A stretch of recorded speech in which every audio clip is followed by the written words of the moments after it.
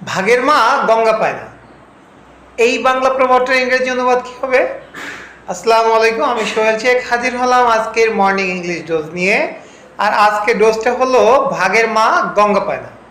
এই বাংলা প্রবাদটার ইংরেজি অনুবাদ আজকে আমরা জানবো। এই বাংলা প্রবাদটার ইংরেজি অনুবাদ হলো everybody's business is nobody's business. Everybody's business is nobody's business. অর্থাৎ বিষয়টা এমন যে সকলের ব্যবসা মানে কারোরই ব্যবসা না। বিষয়টা এমন দাঁড়ায়, কেউই আসলে নিজের গায়ে মাখে না। আরে দূর, গেলে তো আর আমার একা যাবে না, গেলে তো সবারই যাবে। তাই বলা হয় যে ভাগের মা গঙ্গা পায় না। এটার ইংলিশ হলো everybody's business is nobody's business.